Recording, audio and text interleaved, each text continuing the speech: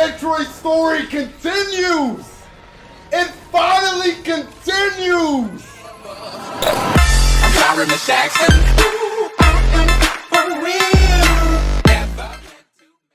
What up YouTube, welcome back to my channel. It's Josh Gambino. It's been a while since I made a video. Aside from the E3 video I posted recently, it's been a while. I've been busy with life and whatnot and just had no time to make videos, not even play games at all or stream. It's been crazy. But I had to come back to make a video about Metroid Dread. Because for those that don't know, Metroid is one of my favorite game franchises. Not a lot of you, I've been waiting and waiting and waiting and waiting and waiting for a new Metroid game to come out.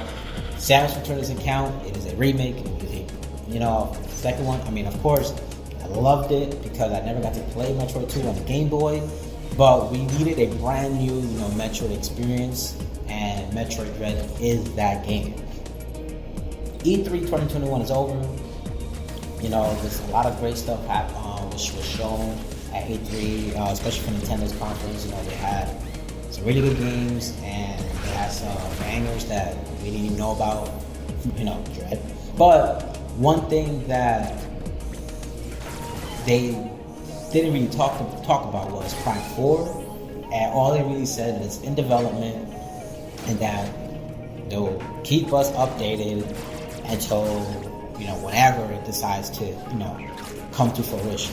We don't even get a GIF. We just got a freaking JPEG last time. This time they're like, we're not even gonna give you anything. No lie though, when it comes to Prime 4, I honestly believe that game is not gonna come. Honestly, it might just get canceled. It started development 2 years, 1 year, 2 years after every start development. Retro Studio was looking for senior talent, and when I mean senior talent, it's senior like art directors, environment artists, scripts, and at that point, it's like after 1 or 2 years, you're still looking for these people. It's like, is this game really going to come out? But that's a video for another day. We can rant about Prime 4 in one whole video for an hour if we want to. But in this video, we're going to be talking about Dread because it's been 19 years. 19 long as years since the direct sequel to the Metroid story. This is Metroid 5. I never thought they would continue the Metroid story post-Fusion because I didn't think they had ideas for a Metroid game post-Fusion. Samus, your orders are to take care of all enemy targets. Samus, use of the grapple beam is authorized.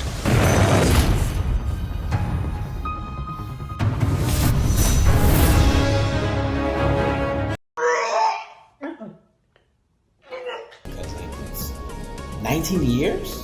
Dude, man, that's crazy. Like, it's so crazy. We have gotten Metroid games after Fusion. They just weren't, Metroid 5. It was, it's literally, I want to say side games, but they were like games that were in between the timeline, like Metroid Prime. Those games were between Metroid 1 and Metroid 2. So we did get a bunch of Prime games, and then that's probably the most popular ones because it was around when gaming started to become mainstream and whatnot. But none of us saw this coming. If you guys know about Dread, this game has been canceled and talked about for years. Like I said before, to the point where it simply felt like they just didn't know what to do with the Metro franchise post-Fusion. I know what it's like to lose. Feel so desperately that you're right, yet to fail nonetheless.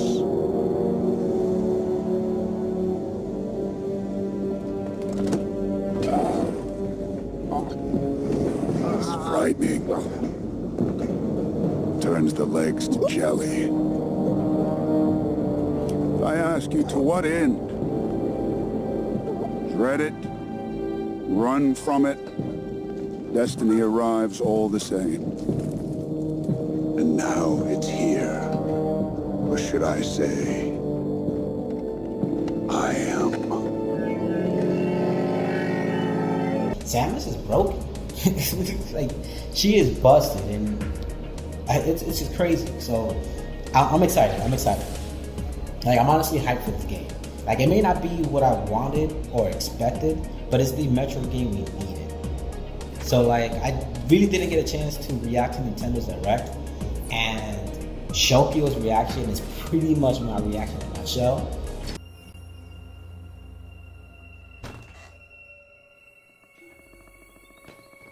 Oh shit! Oh shit!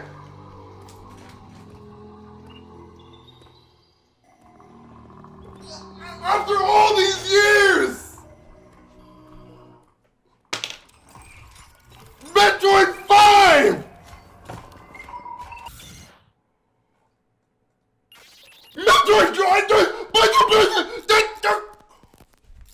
Holy sh... Bro, do y'all know about Dread? Dread's been talked about for like a decade! Bro, it's Dread! That's Metroid Dread!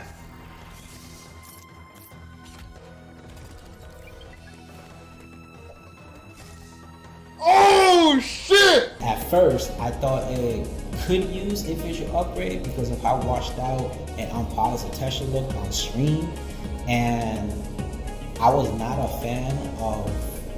I'm assuming that's the upgraded version of the Fusion Suit, but after watching native gameplay videos, my thoughts and opinions changed because the stream it really did wash out the quality of that game. When I looked at it, I thought that was a 3DS game. It was like, oh, this is a 3DS game. What is this? But after watching those gameplay videos, it turns out that the game actually really looks good. It's running smoothly at 60 frames. Though I did notice some hiccups in the background animations. Some of them kind of like that, especially the water. It looked like it hit 30 frames, but you know that's just background, so it won't strain too much. But I did notice that.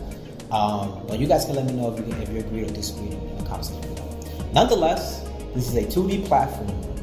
So, Nintendo, I do not want to see frame dips. This is a 2D platformer. We should not be getting any frame dips. Stop. Please. I'm watching you. Please. Or just put that on the Switch Pro. Please. Now, a lot of Samus returns mechanics are returning for Dread, which is a good thing. You know, I'm a fan of the counter system and the free aim mechanic. It's something the series needed to add an extra level of flow and smoothness in terms of gameplay. You know, so it's always good to keep the formula that makes the game and adapt to that formula. So just adding little mechanics that doesn't break the game or completely make the game feel different. So I think that's a really good addition to it.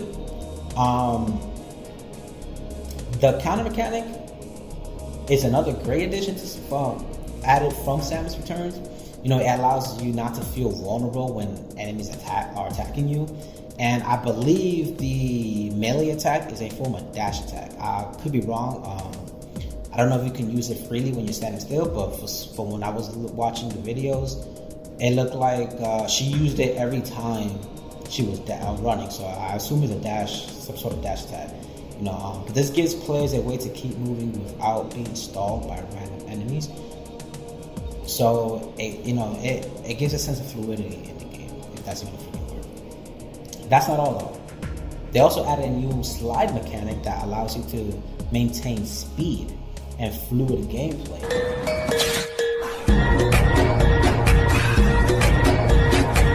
You can even slide under enemies for evasion to keep the pace of speed when sliding under enemies and obstacles, making for swift and clean movement. It seems they found the right formula, like I was saying earlier, with Samus Return, and I think they will continue to run with this formula with future 2D Metroid games, you know, as long as they just adapt, new things to it that make it feel fresh and brand new with future installments. Despite the movement system, Dread is, giving me Fusion vibes in terms of atmosphere and a sense of suspense, with a bit of horror, since you are being hunted by the enemy robot, and this enemy robot is created by the Federation. I mean, I was saying Federation first, by the Galactic Federation. So it kind of makes you wonder, you know, they are hunting her, you know, because, you know, she is a fugitive. She is a fugitive for what she did in Fusion. But if you guys noticed in the trailer, there was a Chozo that was alive, and to this day there hasn't been a live Chozo in a Metroid game. They've all been just lore from history. Now this could be a dark Chozo from when they were explaining in Samus Returns that they are, you know, evil Chozos. So this could be an evil Chozo that reprogrammed the Emmy to hunt down Samus. So that's pretty interesting. It's going to be really interesting to see what they do with this continued story, because now it's not just about, oh, I gotta go kill all this Metroid. You're running for your life, and you gotta figure out what you have to do next, which is pretty cool, and I like that. One thing I did forget to mention is that this is supposed to be the end of the Metroid saga. You know, it's not going to be the last Metroid game, but the end of the Metroid species. Now, it makes you wonder what's next after Dread, seeing how Samus is part Metroid, which is what I was saying earlier, why she's busted. So, what do they intend to do with her after this game, you know, if it doesn't take 19 to 35 billion years to make another damn sequel, you know? So, October 8th, I can't wait. I managed to grab the special edition of Metroid Dread, but those damn amiibos are like trying to find the edge of the rainbow. It's been nearly impossible to find one. The minute a pre-order opens up, it sells out within seconds. These scalpers are getting out of control. They need to be controlled, and their bots it should not be this hard to get a product. Hopefully I can get my hands on it in the future and add it to my collection. Honestly, I hope this game gets the Switch effect and sells really well. That way Nintendo can see that people want more Metroid games.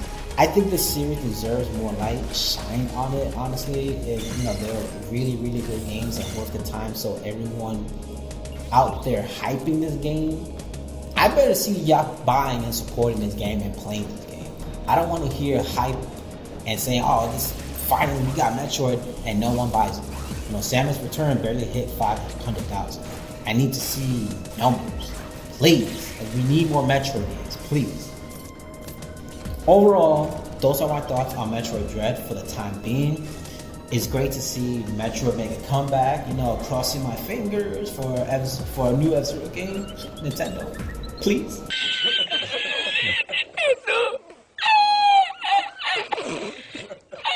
Well guys, that's it for this video. I hope you enjoyed it. Smash that like button. Let's get this video to 5 likes, and let me know if you are looking forward to playing Metroid Dread in the comments. Follow me on social media and follow Gameplay X4. We host a podcast every Friday night at 7 p.m. Catch you on the flip side. If it ain't Gambino, it got to go. Deuces.